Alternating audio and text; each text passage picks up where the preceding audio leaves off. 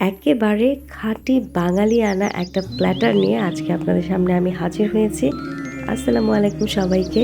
আমি এখানে চাল আর ডাল ভিজিয়ে রেখেছি। ১ কাপ পরিমাণ চিনি গুঁড়ার চাল আর ১ কাপ পরিমাণ মুগ ডাল, সাথে হাফ কাপ পরিমাণ মসুরের ডাল আমি আধা ঘন্টার মতো ভিজিয়ে রেখে এটাকে স্ট্রেইন করে তারপরে আমি ব্লেন্ডারে ব্লেন্ড করে নিব ২ বারে। তো সেখানে আমি মরিচ আর লবণ অ্যাড করে দিচ্ছি, তারপরে ব্লেন্ড করে নিব এখন।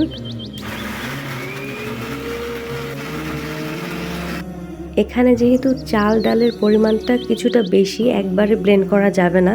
আমি ২ বারে এটাকে ব্লেন্ড করে নিয়েছি আর এতটুকুই হয়েছে।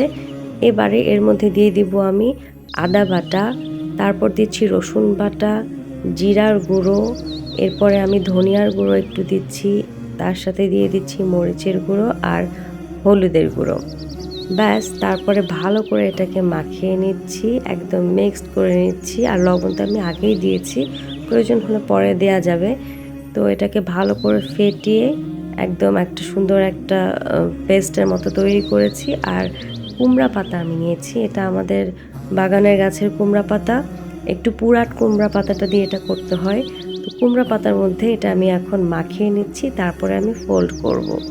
তো এভাবে কুমড়া পাতার বড়া খেতে কিন্তু অনেক মজা লাগে, আর একদম টাটকা টাটকা ভেজেই খেতে হয়। একটু দেরি করলেই ওই ক্রিস্পিনেসটা আর থাকে না, তখন আর ভালো লাগে না। তো আমি এখন ঝটপট এগুলো সব করে নিব। খুব বেশি পাতা আজকে আমার কাছে নাই, তো যে কয়টা আছে সে কয়টা দিয়ে আমি বড়া বানিয়ে ফেলবো। আর বাকিগুলো, ডালটা যেহেতু বেশি হয়ে গিয়েছে, আমি এই ডাল দিয়ে অন্য কিছু করব। তো দেখেন আমি কি করতে থাকি।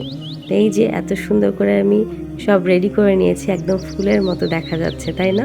এবারে বাকি যে চাল ডালের মিশ্রণটা আমার রয়ে গেছে, সেইটা দিয়ে আমি ঢ্যাঁড়সের মধ্যে কিছু একটা করছি। আমি জানি না এটা কি, জীবনেও এরকম কিছু করিনি। আমি আসলে অসম্ভব ঢ্যাঁড়স লাভার।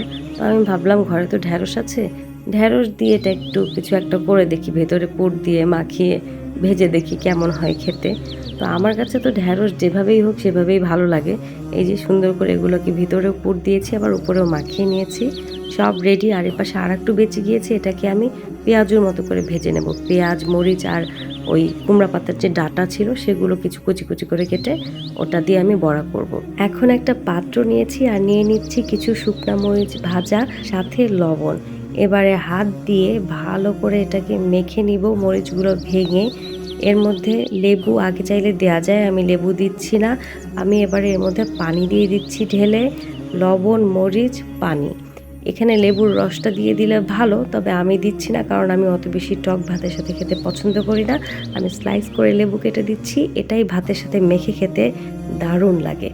যাই হোক, সব রেডি করে নিয়ে আমি এখন একের পর এক ফ্রাই করে ফেলবো। প্রথমে কুমড়ো পাতার বড়াটা আমি ফ্রাই করে নিচ্ছি। কয়েকদিন ধরে আমার ভীষণ কুমড়ো পাতার বড়া খেতে ইচ্ছা করছিল, তো আমি আমার শাশুড়ি মাকে বলেছিলাম যে আমার খুবই কুমড়ো পাতার বড়া খেতে ইচ্ছা করছে।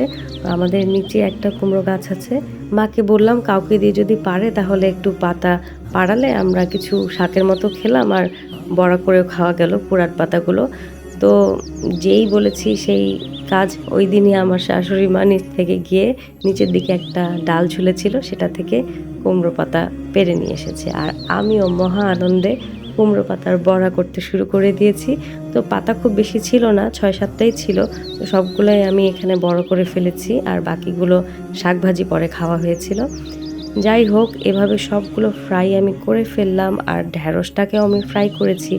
ঢ্যাঁড়স ভাজিটা আসলে এভাবে করে অনেস্টলি যদি বলি, খুব বেশি একটা আহামরি কোনো স্পেশাল কিছু লাগে নাই। আমি চ্যাপা শুটকির একটা ভুনা করে রেখেছিলাম, অনেক বেশি ঝাল, নাগা মরিচের ঝাল দিয়ে। তো সেইটার সাথে মাখিয়ে শুধু খালি মুখে এই ঢ্যাঁড়সটা খেতে আমার কাছে অনেক মজা লেগেছে, অনেক। মানে শুটকি ভর্তার সাথে এইভাবে ঢ্যাঁড়স ফ্রাই করে খেলে, মানে আমার কাছে যারা ঢ্যাঁড়স লাভার আছে তাদের অনেক বেশি পছন্দ হবে। তো আমি ঢ্যাঁড়সটা আর ভাতের সাথে আলাদা করে খাইনি, আমি ওই শুটকি ভর্তা দিয়ে যেভাবে মানুষ সস দিয়ে ফ্রাই খায় কোনো কিছু, আমি সেভাবে আজকে ঢ্যাঁড়সটাকে খেয়েছি। তো এই যে সব কিছু আমার তৈরি হয়ে গেল একদম ঝটপট করে। সব নিয়েছি, সাথে নিয়ে নিচ্ছি সবজি, মিক্সড সবজি ভর্তা আর চ্যাপা শুটকি, ব্যাস। আর এই যে সেই ঝাল ঝাল পানি, টক পানি, ঝাল টক মিক্সড আর কি, এটা কিন্তু অনেক মজা। আর এই লেবুটা যখন ভাতের সাথে কচলে খাওয়া হবে, তখন এটার যে একটা ফ্লেভার ছড়ায়, ওটাই বেশি ভালো লাগে। অনেকে এটার সাথে লেবু চিপে দেয়। তো আমি এভাবেই আমার খেতে ভালো লাগে বলে এভাবেই তৈরি করেছি। কেমন লাগলো আমার আজকের এই সব আয়োজন আমাকে নিশ্চয়ই কমেন্ট করে জানাতে ভুলবেন না। এবং আমার ভিডিওটি যদি ভালো লেগে থাকে তাহলে আপনার ফ্রেন্ডস অ্যান্ড ফ্যামিলির সাথে কিন্তু অবশ্যই শেয়ার করে দিবেন। সবাই ভালো থাকবেন, সুস্থ থাকবেন, আমার জন্য দোয়া করবেন। আল্লাহ হাফেজ।